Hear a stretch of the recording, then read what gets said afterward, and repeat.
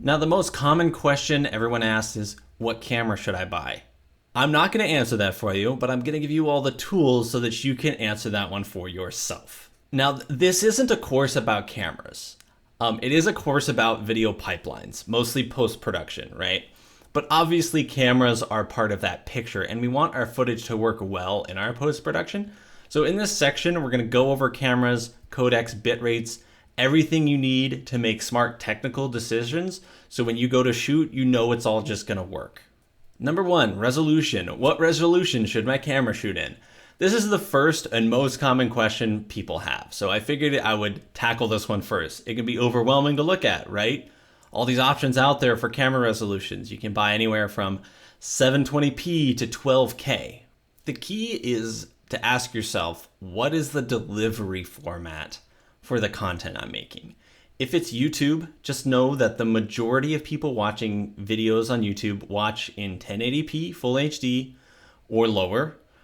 Commercials are also typically delivered in 1080p. Feature films are primarily 2K, which is very close to 1080p. Some are 4K, but it's expensive, so migration is slow. Only 20-30% of theater screens are 4K capable.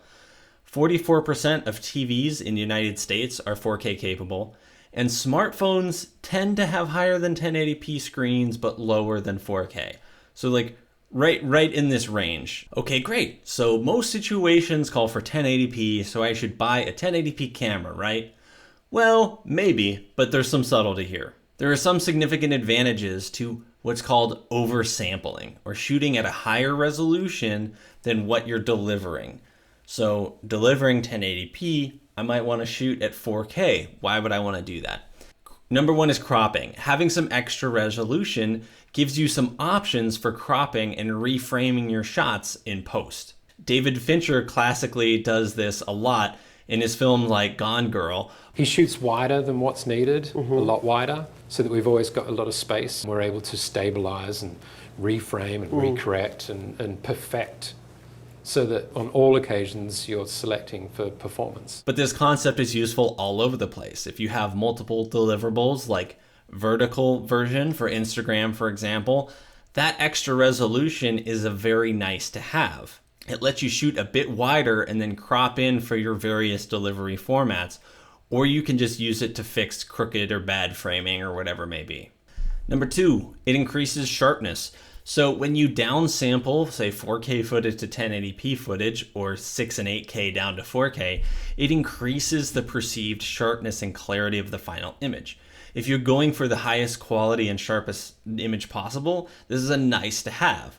Now note, some cameras like the Canon C100 and C70 and the Sony a7 IV, they downsample in camera, giving you a very clean 1080p or 4K image straight out of camera. But you lose the actual resolution to be used for cropping and stuff like that.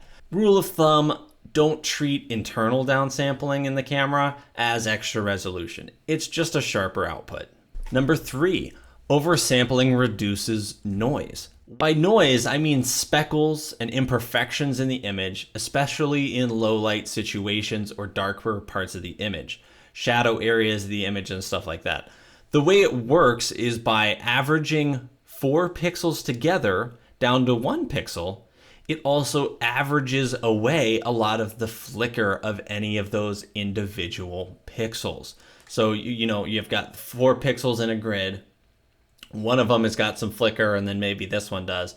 If you average those 4 pixels together into 1 pixel, and you sample from all those places, each one is not influencing it all that much. So you get a very stable single pixel by downscaling from high resolution. And then number 4. Now, I'm not sure if you've ever noticed this, but YouTube compresses your videos and there is a loss in quality. The most notable situations are foliage and confetti. Video compression is at its worst when the whole screen is full of tiny moving details and it's all turns into just a blocky mess. One way around this is to stream in a higher quality than what you're viewing at. So if you have a 1080p full HD screen, if you stream in 4K, this is basically forces YouTube to send you a sharper image that's less compressed. And this gives you a better viewing experience overall. So I'll do this often. If I'm watching something 1080p screen from YouTube, I will go ahead and just bump the quality up to 1440p or 4K or whatever.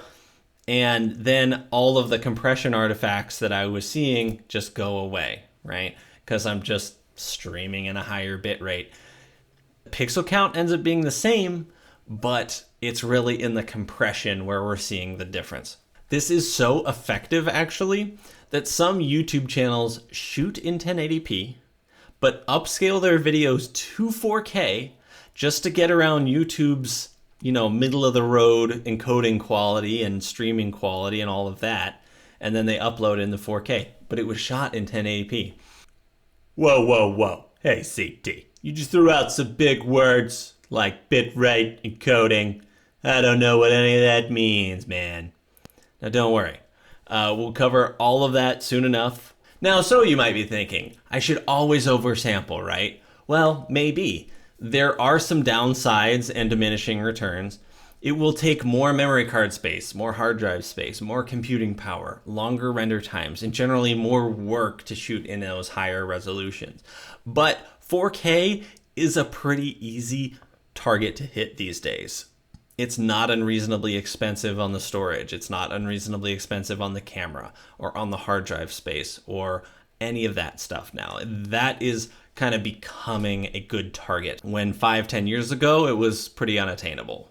Now remember, content is king, not resolution. So you be the judge on if the extra slowdown of shooting higher resolution might harm your ability to tell stories. So maybe keep shooting 1080p, buy a better lens or a better light, or use that money to put something on screen rather than worrying about the gear and worrying about the camera. I am mainly a YouTuber, and here is my rule of thumb when it comes to resolution. For the main content on the channel, the videos I do every week that are 6 to 15 minutes long, I shoot, edit, and deliver in 4K. For longer videos like podcast videos and that kind of thing, or talking heads like at a podium and that kind of stuff, anything that's going to be like 30 plus minutes long, I shoot in 1080, and this makes my edits, storage, and backups a lot faster. And it also makes the file upload smaller and more manageable because I have to upload a lot of stuff on some slower internet, and trying to do an hour-long video in 4K would just take, again, all day and would hurt our workflow quite a lot. Lastly, if you are happy with the resolution you're currently shooting in, stick with it.